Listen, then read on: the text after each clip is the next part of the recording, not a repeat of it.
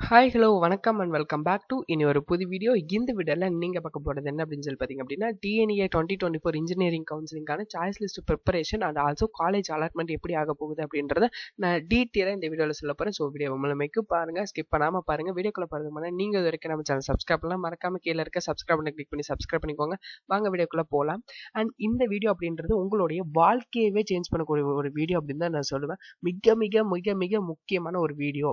So இந்த இதை தெரிஞ்சுக்கிட்டீங்க அப்படின்னா நீங்க தான் வந்து சாம்பியன். நீங்க டாப் காலேஜஸ்ல கூட லோ கட் ஆஃபா இருந்தாலும் டாப் காலேஜஸ்ல கண்டிப்பா சீட்ஸ் வாங்கலாம். சரிங்களா? ஸோ அது எப்படி அப்படின்னு சொல்லி இந்த வீடியோவில் பார்க்கலாமா? ஃபர்ஸ்ட் ஆஃப் ஆல் வந்து பார்த்தீங்க அப்படின்னா சாய்ஸ் லிஸ்ட் ப்ரிப்பரேஷன் பற்றி பார்க்கலாம். ஸோ சாய்ஸ் ஆர்டர் அப்படின்றது எப்படி இருக்கணும் அப்படின்னா ஹையர் ஃபர்ஸ்ட் வந்துட்டு ஹையர் தேன் யுவர் கட் ஆஃபாக இருக்கணும்.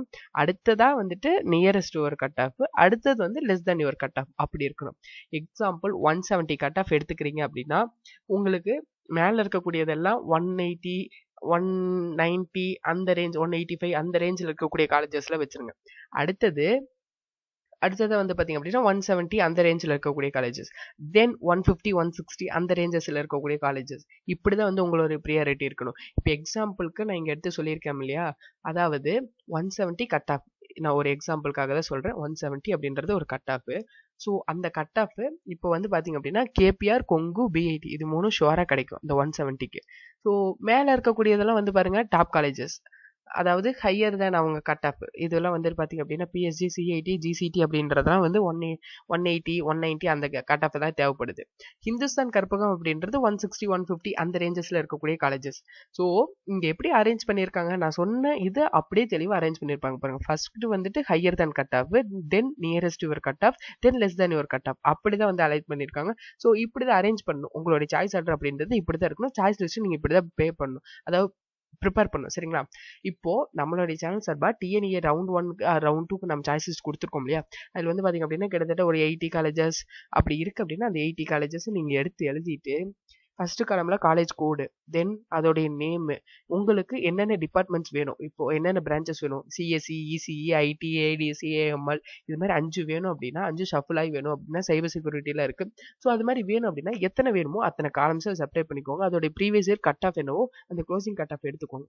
அந்த க்ளோசிங் கட் ஆஃப் எடுத்துட்டு இதுக்காக ஒரு 4-5 பேப்பர் வந்து செலவு பண்ணுங்க. ஒன்றும் பிரச்சனை ஆகிட போறதில்ல. ஒரு கொஞ்ச நேரம் டைம் ஸ்பெண்ட் பண்ணீங்க அப்படின்னா ஒரு டாப் காலேஜ் உங்களுக்கு கிடைக்கும் அப்படின்னு சொல்லி திங்க் பண்ணிட்டு நீங்க வந்து இது பண்ணுங்க. கண்டிப்பா டாப் காலேஜ் உங்களுக்கு கிடைக்கும். சரிங்களா? அந்த அந்த இதெல்லாம் எடுத்துட்டு higher your cut off, near your cut off, less than your cut off அந்த இதெல்லாம் வந்துட்டு செப்பரேட் பண்ணி எடுத்துக்கோங்க. சரிங்களா? இப்போ காலேஜ் அலாட்மெண்ட் அப்படின்றது எப்படி ஆகுதுன்னு சொல்லி பார்க்கலாம். அண்ட் இதுக்கு கீழே மறுபடியும் நான் சாய்ஸ் லிஸ்ட் பத்தி கொஞ்சம் பேச போறேன். சரிங்களா? இப்போ காலேஜ் அலாட்மெண்ட் அப்படின்றது இப்போ வந்து நான் இங்க ஒரு 5 கேண்டிடேட்ஸ் எடுத்திருக்கேன். சரிங்களா? இந்த 5 கேண்டிடேட்ஸ் அவங்களோட இது இப்போ 170 கட் ஆஃப். சரிங்களா? அந்த 170 கட் ஆஃப் அவங்க வந்து எம்பிசி கேட்டகரியில வராங்க. சரிங்களா? அப்போ என்ன ஆகும், இந்த அவங்களுடைய சாய்ஸ் லிஸ்ட் வந்து இது அப்படின்னா இப்போ பண்ணாரி அம்மன்ல அவங்க ஈஸி தான், அதாவது ஈஸி தான் அவங்க வந்து கேட்டிருக்காங்க அவங்களுடைய இது. சரிங்களா? ஒரு எக்ஸாம்பிளுக்காக சொல்றேன். அவங்களுக்கு வந்து பாத்தீங்க அப்படின்னா அதாவது பண்ணாரி அம்மன் எம்பிசி மீன்ஸ் இங்கே 18 சீட்ஸ் வந்து இருக்கு. அந்த 18 சீட்ஸ் இருக்கும்போது இங்கே வந்துட்டு அலாட் ஆயிரும். அதாவது பண்ணாரி அம்மன் காலேஜ் வந்துட்டு அவங்களுக்கு அலாட் ஆயிரும். அதுவே வந்துட்டு செகண்ட் வந்திருக்காங்க பாத்தீங்களா, அவங்க அடுத்த வந்திருக்கவங்க பாருங்க ஓசியில் வராங்க, ஓப்பன் கேட்டகரியில வராங்க. ஓப்பன் கேட்டகரியில அதே வந்துட்டு அவங்களுக்கும் இதே தான் வந்துட்டு சாய்ஸ் லிஸ்ட், இதே தான் சாய்ஸ் லிஸ்ட். ஸோ அப்போ பிஐடி பார்க்குறாங்க. பிஐடியில் ஓசியில் சீட் இருக்கா? இல்லை.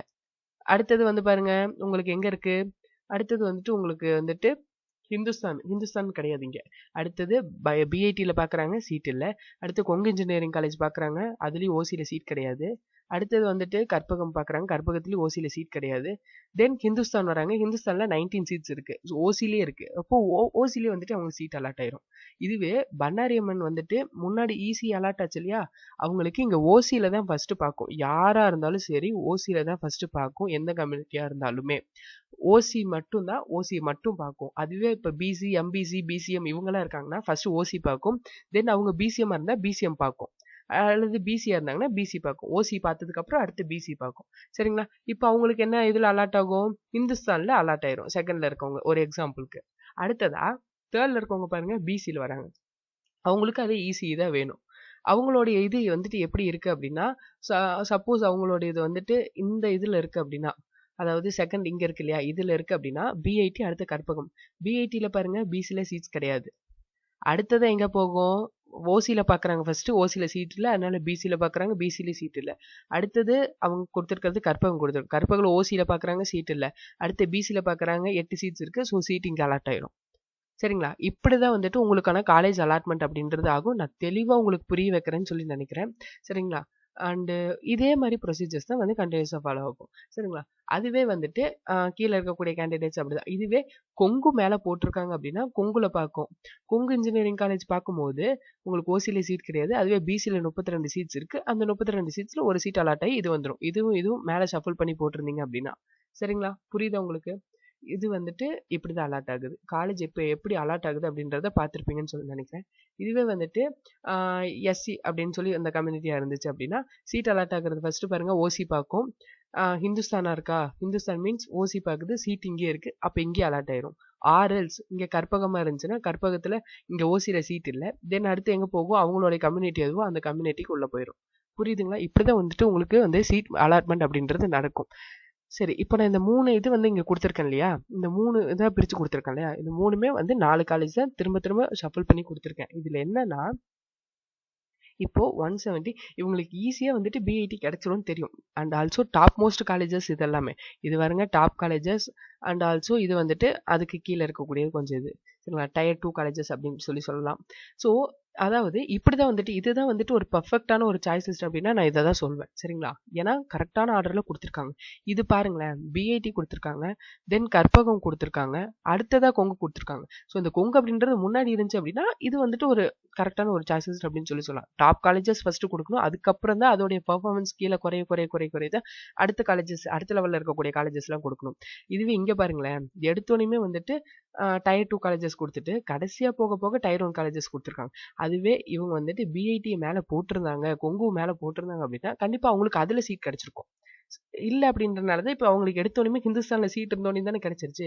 இல்லை அப்படின்னா அவங்களுக்கு கொங்கு பிஐடி இதெல்லாம் செக் பண்ணதுக்கு அப்புறம் இதில் சீட்ஸ் இல்லைன்னா தானே இதில் கிடைச்சிருக்கும். ஸோ டாப் மோஸ்ட் காலேஜஸ் எதுவோ அதை ஃபர்ஸ்ட் ப்ரிஃபர் பண்ணுங்க, தென் ஆஃப்டர் அடுத்த லெவலில் இருக்கக்கூடிய காலேஜஸை ப்ரிஃபர் பண்ணுங்க. ஸோ உங்களுக்கான சாய்ஸ் லிஸ்ட் ப்ரிப்பரேஷன் எப்படியும் காலேஜ் அலாட்மெண்ட் எப்படி ஆகுது அப்படின்றத நான் தெளிவாக சொல்லியிருக்கேன்னு சொல்லி நினைக்கிறேன். அண்ட் இந்த வீடியோ உங்களுக்கு ரொம்ப பயனுள்ளதாக இருக்குன்னு சொல்லி நினைக்கிறேன். பயனுள்ளதாக இருந்துச்சுன்னா உங்கள் ஃப்ரெண்ட்ஸ் அண்ட் ஃபேமிலி எல்லாத்துக்கும் ஷேர் பண்ணுங்க. வீடியோவில் தான் வீடியோ பார்த்ததுக்கு நன்றி. வீடியோ பிடிச்சிருந்தா like, share and subscribe. So all the best for you better future. Thank you.